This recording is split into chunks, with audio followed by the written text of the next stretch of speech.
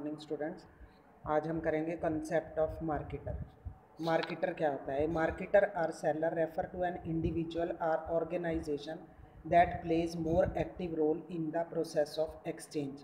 जब सेल और परचेज की एक्सचेंज होती है तो उसमें जो मार्केटर होता है उसका बहुत ही इम्पॉर्टेंट रोल होता है। It usually refer to a seller but in certain cases a prescriptive buyer may also be called a marketer. वैसे तो जो बेचने वाला होता है उसे ही मार्केटर कहते हैं, पर कई कंडीशन में हम जो बायर होता है उसे भी मार्केटर का ही नाम देते हैं। In the normal course of marketing a seller is likely to play more active role in the process of marketing. He she is the one who analyse the need of potential customer, create a marketing offering according and persuade the prospective of customer. तो इसमें सारा जो marketer के बारे में बताया गया है वो क्या है कि जो मार्केटर होता है वो एक सेलर होता है, बेचने वाला व्यक्ति होता है। वो सब कस्टमर के जो भी उनकी इच्छाएं होती हैं कि वो अपनी वस्तु में कौन कौन सी वैरायटी चाहते हैं, क्या क्या चाहते हैं वस्तु में, वो सारी इन्फॉर्मेशन क्रिएट करता है और उसी के अनुसार ही ग्राहकों को वस्तु उपलब्ध करवाता है। नेक्स्ट है concept of marketing management. Concept of marketing management has been defined in the following ways by marketing expert. क्या क्या डेफिनेशन दे रखे हैं? फिलिप कॉटलर के अनुसार marketing management is defined as the art and science of choosing target markets and getting keeping and growing customer through creating delivering and communicating superior customer value of management. कि marketing management जो है वो एक विज्ञान और कला है। किस पर आधारित है? ये एक बाज़ार पर आधारित है जिसमें हम ग्राहकों की आवश्यकता, उनकी ज़रूरत, उनकी इच्छा के अनुसार वस्तुएं उन्हें उपलब्ध करवाते हैं।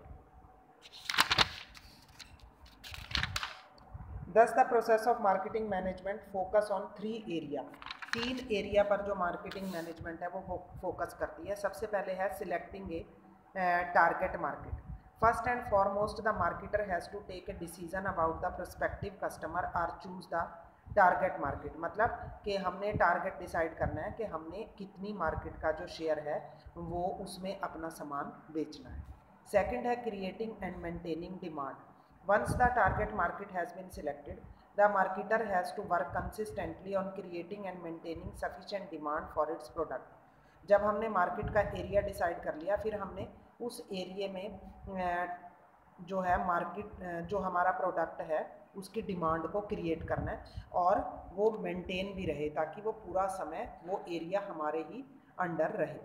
नेक्स्ट है establish a mechanism to deliver superior value. In order to realise the marketing objective, a firm has to consistently innovate new ways in which it can add value to its product and services and communicate these values to the potential customer। उसके बाद third जो वो है हमारा area, वो क्या है कि हमने जो हम प्रोडक्ट तैयार कर रहे हैं उसमें नए नए जो इनोवेशन है वो करते रहना है और उसको कस्टमर्स को इनोवेट करना है, कस्टमर को भी उसके बारे में सूचना देनी है। Role of marketing management under different situation.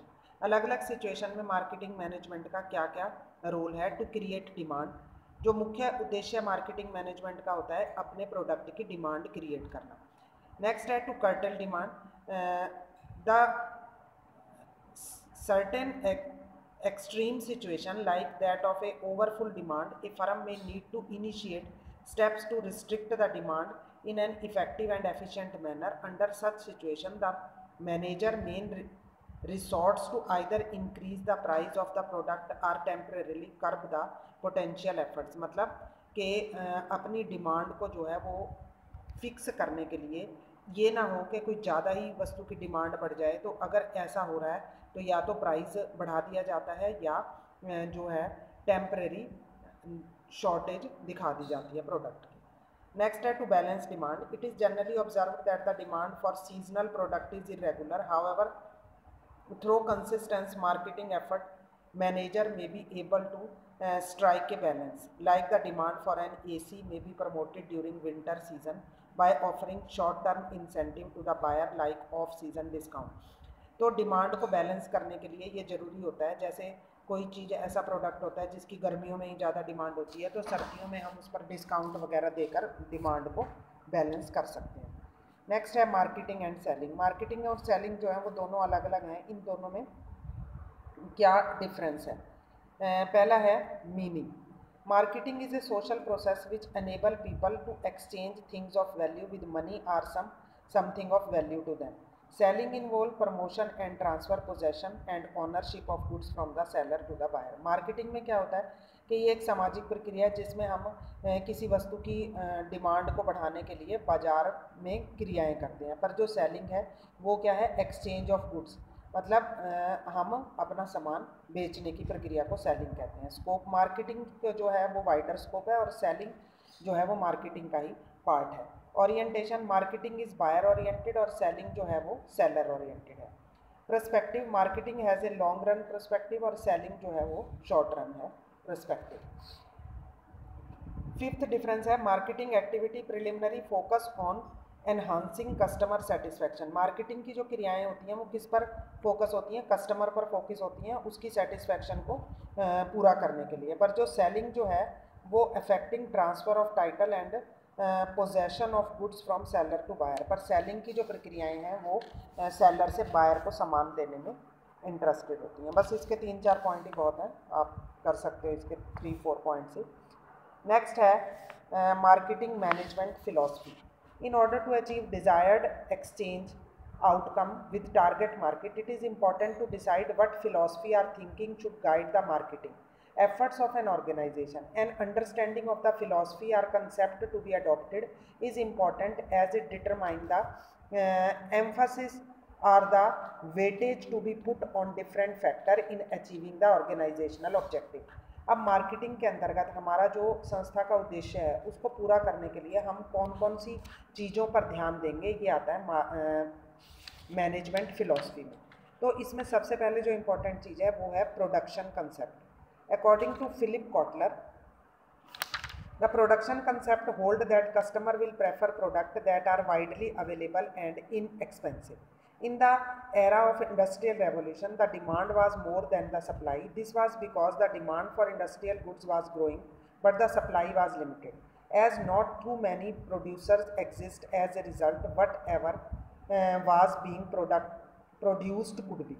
The philosophy focused on maximize profit through maximizing by producing at goods at large scale. तो प्रोडक्शन कंसेप्ट के अंतर्गत क्या आता है कि मार्केट में बहुत सारी वस्तुएं अवेलेबल होती हैं और डिमांड जो है वो बहुत ज़्यादा होती है पर सप्लाई इसकी कम होती है। तो इसके लिए हमें अपने प्रोडक्शन के कंसेप्ट को ध्यान में रखना है कि हम किस तरह से वस्तु का उत्पादन करें कि जो ज़्यादा से ज़्यादा ग्राहक हैं वो इस वस्तु को पसंद कर सकें। It was also understood that customer would favour those product which were widely available at an affordable price. तो कस्टमर जो है वो मोस्टली कौन से प्रोडक्ट को फेवर करता है?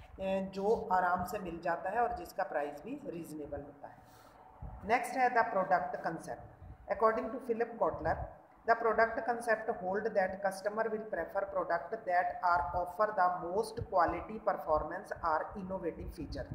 के जो कस्टमर हैं वो कौन से प्रोडक्ट को प्रेफर करते हैं जिसकी क्वालिटी अच्छी होती है, परफॉर्मेंस अच्छी होती है और जिसकी विशेषताएं भी बहुत अच्छी होती हैं। As a result of laying greater emphasis on product capacity during the period of industrial revolution, gradually the proportion of supply increased. तो अगर हम अपने प्रोडक्ट में कुछ अच्छी क्वालिटी लेकर आएंगे तभी उसकी जो सप्लाई है वो इंक्रीज होगी और कस्टमर उसे पसंद करेंगे। नेक्स्ट है the selling concept. In the word of Philip Kotler, the selling concept hold that the consumer and business, if left alone, will ordinarily not buy enough of the organization product. The organization must therefore undertake an aggressive selling and promotion event. Gradually over the year, with a further rise in the scale of business and supply of goods, led to an increased competition among sellers. अब selling concept में क्या आएगा कि जो विक्रेता है वस्तु का उसमें इस तरह की कुछ क्वालिटीज़ होनी चाहिए कि वो अपने प्रोडक्ट के प्रति ग्राहकों को अट्रैक्टिव कर सके, क्योंकि कंपटीशन इतना ज़्यादा मार्केट में होता है, हर तरह की 10-10 चीज़ें मार्केट में अवेलेबल होती हैं। तो ये सेलिंग कंसेप्ट के अंतर्गत ही जो है प्रॉपर तरीका है कि हम किस तरह से कस्टमर को अपने प्रोडक्ट की तरफ अट्रैक्ट कर सकते हैं। The marketing concept. Next topic है marketing concept. According to Kotler, the marketing concept hold that the key to achieving its organizational goal consists of the company being more effective than competitors in creating, delivering and communicating customer value to its chosen target market. तो इसमें क्या बताया गया है कि marketing concept के अंतर्गत Kotler ये कहता है कि हमारा जो कंसेप्ट है वो इतना ज़्यादा इफेक्टिव होना चाहिए कि जो हमारी प्रतियोगी कंपनियां हैं वो हमसे पीछे रह जाएं और हम कस्टमर को ज़्यादा से ज़्यादा अपने प्रोडक्ट के बारे में कम्युनिकेट कर सकें और उन्हें जो है इतना ज़्यादा तैयार करें कि वो हमारे प्रोडक्ट को खरीदने के लिए तैयार हो जाए. The main focus of marketing concept is to identify and fulfill the present and future needs of prospective customer. तो मुख्य उद्देश्य क्या है कि जो हमारा कस्टमर है उसकी सभी जो आवश्यकताएं हैं उनको पूरा करना. The motto of this philosophy is to find wants and fill them, कि पहले उनकी इच्छाएं पता करना और उनको पूरा करना. Prerequisite for the successful marketing of an business is to ability to understand and respond to the need and wants of the customer. तो इस तरह से जब हमें कस्टमर की सारी इच्छाएं और क्या क्या वो हमारे प्रोडक्ट में चाहता है वो सब बातें हमें पता चल जाएंगी तो हम उसी तरह का प्रोडक्ट तैयार करके ग्राहक को उसकी तरफ अट्रैक्टिव कर सकते हैं. तो मार्केटिंग कंसेप्ट के 5 पिलर्स बताए गए हैं. Identify of target market, target customer, understanding the need and wants. तो पहले तो हमने टारगेट कस्टमर और टारगेट मार्केट को आइडेंटिफाई करना है, फिर जो हमारे कस्टमर है उनकी नीड्स और वांट्स देखनी है, फिर ऐसा प्रोडक्ट तैयार करना है जो उनकी इच्छाओं को पूरा कर सके, और being able to satisfy the needs of target market in a superior way. तो इस तरह से हमने बहुत ही मतलब सुपीरियर तरीके से जो कस्टमर है उनकी सभी इच्छाओं को पूरा करते हुए प्रोडक्ट तैयार करना है, achieving all this eight A profit. और ये सब हमने किस तरह से अचीव करना है ताकि हमें प्रॉफिट भी ज़्यादा से ज़्यादा प्राप्त हो सके. The societal marketing concept. In the word of Kotler, the social marketing concept hold that the organization task is to determine the needs, wants and interest of target market and to deliver the desired satisfaction more effectively and efficiently than competitors in a way that preserve or enhance the customers and the society well-being. तो social market concept में क्या बताया गया है कि जैसे ऊपर मैंने बताया कि हमने पहले टारगेट मार्केट डिसाइड करनी है, टारगेट कस्टमर जो है वो सिलेक्ट करना है, फिर उसके बाद वो जो प्रोडक्ट हमने तैयार करना है वो इस तरह से एफिशिएंटली और इफ़ेक्टिवली कस्टमर को की सेटिस्फेक्शन को वो पूरा करेगा और कंपटीशन में हमें सबसे आगे स्थापित करेगा. The social concept of marketing is an extension of the marketing concept. It advocates that a business should never forget the interest of the society at large in the process of fulfilling the needs of its target customer. तो ये जो है एक नया concept है, इसमें क्या समाज को भी ध्यान में रखते हुए बात की गई है कि जब भी हमने किसी भी प्रोडक्ट को तैयार करना है तो उसमें हमने कस्टमर की इच्छाओं को पूरा करते करते समाज की भलाई के बारे में भी सोचना है कि हम कोई ऐसा प्रोडक्ट ना तैयार करें जिससे समाज को नुकसान हो या प्रोडक्ट में ऐसी किसी वस्तुओं का सेवन ना हो जिससे समाज को किसी तरह की कोई हानि हो, कोई मिलावटी प्रोडक्ट इसके अंतर्गत ना शामिल किए जाए. अब ये इसमें कुछ डिफरेंस बताए गए हैं, ये डिफरेंस को ज़्यादा करने की ज़रूरत नहीं है. नेक्स्ट जो टॉपिक हम करेंगे वो है फंक्शन ऑफ मार्केटिंग. मार्केटिंग के क्या क्या कार्य हो सकते हैं. सबसे पहला कार्य है इसमें gathering and analysing market information. According to Stanton, marketing research is the systematic search for the analysis of fact relating to marketing problem. के information gathering and analyzing market information is considered to be one of the key function of marketing. कि किसी भी मतलब बाजार से संबंधित सारी सूचना प्राप्त करना मार्केटिंग का सबसे महत्वपूर्ण कार्य है. The basic purpose of market research is to facilitate the decision making process for successful of good and services of business enterprise. कि हम पहले सारी मार्केट के बारे में इंफॉर्मेशन प्राप्त करेंगे, अगर कोई प्रॉब्लम आ रही है तो उसको शुरू से ही दूर किया जाएगा ताकि हमारी जो सर्विसेज हैं वो अच्छे से पूरी की जा सके. The marketing researcher may be conducted and evaluate any problem in the field of marketing like likability of product, pricing policy, effectiveness of promotion technique, consumer preference, unique selling preposition of a product etcetera. मतलब कि जब हम market की research करते हैं तो उसमें हम सारी जानकारी प्राप्त करेंगे कि जो हमारा प्रोडक्ट का प्राइस है उसकी पॉलिसी क्या है, प्रमोशनल टेक्निक कौन कौन सी हैं, सेलिंग प्रपोजिशंस कौन कौन सी हैं। तो इस तरह से सारी रिसर्च करने के बाद कहाँ कहाँ हमारी कमियां हैं, ये सब एनालाइज करने के बाद ही हम आगे मार्केट में अपना सामान भेजेंगे। नेक्स्ट है marketing planning. Marketing planning is one of the core function of marketing as it facilitates the achievement of marketing objective of an organization। जैसे प्लानिंग का हमने चैप्टर करा था, प्लानिंग जो है वो किसी भी बिजनेस के लिए बहुत इंपॉर्टेंट रोल अदा करती है। इसी तरह से मार्केटिंग में भी मार्केटिंग की प्लानिंग करनी पड़ती है। प्लानिंग में हम पहले ही सारी योजना तैयार कर लेते हैं। Marketing plan is to comprehensive blueprint that state the advertising and marketing efforts that a business firm plan to initiate in a specific time period। कि एक निश्चित समय में क्या क्या ब्लूप्रिंट पहले ही तैयार हो जाएगा कि एडवर्टाइजिंग मार्केटिंग पॉलिसी क्या क्या है। नेक्स्ट है product designing and development. It is important to understand that the product is the main thought which a marketer eventuates to create a place for itself in the market. कि product की जो importance है वो सबसे ज़्यादा होती है कि एक मार्केटर जो है वो किस तरह का प्रोडक्ट मार्केट में लेकर आ रहा है। Therefore it is important that due care is given to this marketing activity or decision relating to designing of the product and its development. तो सबसे महत्वपूर्ण क्या है कि हम जो प्रोडक्ट तैयार कर रहे हैं वो कैसा है, उसकी डिज़ाइनिंग क्या है, और ये सब कुछ हमें पहले ही प्लानिंग करने के बाद हमें उसकी प्रोडक्ट की डिज़ाइनिंग और कैसे कैसे हम उसकी डेवलपमेंट कर सकते हैं, ये सब पहले ही हमें सोचना पड़ता है। और ये किसके अंतर्गत आता है, मार्केटिंग के कार्यों के अंतर्गत। नेक्स्ट है standardising and grading. Standardization refers to the process of manufacturing goods as per certain predetermined standard in term of shape, size and weight। तो जो भी हम सामान तैयार करते हैं उसमें क्या उसकी शेप होगी, साइज होगी, कितना उसका भार होगा, ये आता है स्टैंडर्डाइजिंग एंड ग्रेडिंग के अंतर्गत। Standardizing help in establishing uniformity and consistency in the product at the same time. It provide insurance to the buyer in term of confirmation to predetermined specific and quality, price and packing. तो किस तरह से उसकी packaging होगी, कैसा उसका price होगा, ये सब स्टैंडर्डाइजिंग एंड ग्रेडिंग के अंतर्गत आता है। अब ग्रेडिंग में क्वालिटी क्या होगी, साइज़ क्या होगा, शेप क्या होगा।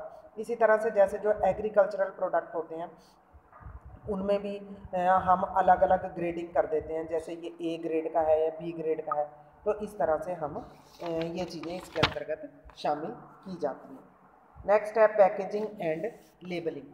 Packaging refer to the process of designing a suitable package for the product. Packing offer innumerable benefit in term of providing protection to the product। अब पैकेजिंग एंड लेबलिंग में क्या आता है कि जब हमने कोई हमारा प्रोडक्ट है उसको हमने पैक करना है, तो पैकेजिंग है वो अट्रैक्टिव होनी चाहिए, और दूसरा क्या है कि वो ऐसी होनी चाहिए पैकेजिंग के कोई सामान उसमें किसी तरह का टूटे ना। जैसे अगर कोई कांच का सामान है उसकी पैकेजिंग और तरीके से हो सकती है, और पैकेजिंग अट्रैक्टिव होनी चाहिए ताकि देखते ही जो कस्टमर है वो उसको खरीदने के लिए इच्छुक हो सके।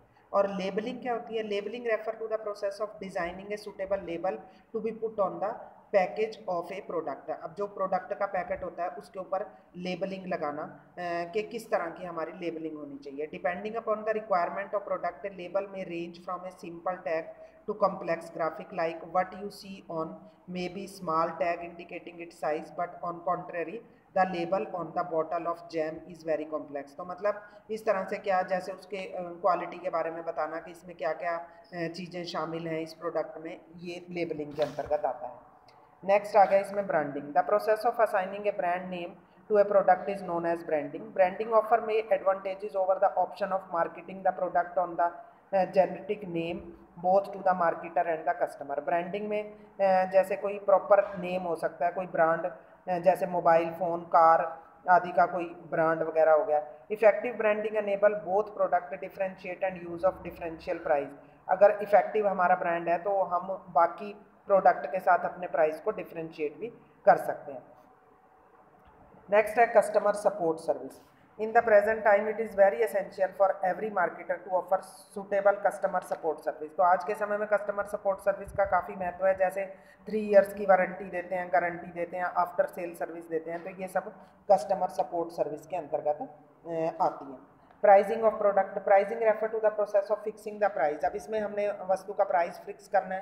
पहले हम ये देखेंगे कि उसकी कॉस्ट कितनी है, फिर कंपिटिटिव ब्रांड देखेंगे कि कंपटीशन में कितना प्राइस है, उस हिसाब से हम इसमें प्राइस फिक्स करते हैं। Promotion activity undertake by marketer to boost the sale of its product. Promotion में क्या होता है कि सेल को बढ़ाने के लिए, तो इसमें कई मेथड हैं, जैसे एडवर्टाइजिंग हो गया, सेल प्रमोशन हो गया, पर्सनल सेलिंग हो गया और पब्लिक रिलेशन हो गया। In order to create and maintain a reasonable market share the marketer may use any one or a combination of these promotional. तो इस तरह से कोई भी इसमें से कोई मेथड या कम्बिनेशन के रूप में कोई मेथड सिलेक्ट कर सकते हैं। Physical distribution, it is very important for every marketer to order to ensure the availability of a product at right place. Physical distribution होता है जब सामान तैयार हो गया तो उसको मार्केट में अवेलेबल कराना, ऐसे स्थान पर अवेलेबल कराना जहाँ पर ग्राहक जो है वो आसानी से उसको खरीद सके। Transportation, transportation refers to the physical movement of people and goods from one place to another. It creates place utility. In order to market its product effectively, every marketer has to decide upon suitable means of transport. तो मतलब transportation की सुविधा देना, जैसे अगर हमने सामान पहुंचाना है तो अपने वाहन से वहां तक सामान पहुंचाना, ग्राहकों तक या होलसेलर तक सामान पहुंचाने के प्रोसेस। स्टोरेज और warehousing, warehousing create time utility by providing for storage of goods from time and they are produced till the time they are sold। तो वेयर हाउसिंग में क्या आता है कि जब हमने सामान तैयार किया है उसके बाद उसे ऐसे सुरक्षित स्थान पर रखना जहाँ पर वो सेल होने तक पड़ा रहे, किसी तरह का कोई उसमें नुकसान ना हो। तो वेयर हाउसिंग की फैसिलिटी जो है वो ऐसी होनी चाहिए कि वहाँ पर सामान ठीक ठाक पड़ा रहे और दूसरा वहाँ पर आने जाने की सुविधा हो, ट्रांसपोर्टेशन की सुविधा हो। तो ये सब आते हैं फंक्शंस ऑफ मार्केटिंग में, इतना आपने रिवाइज कर लेना। Thank you.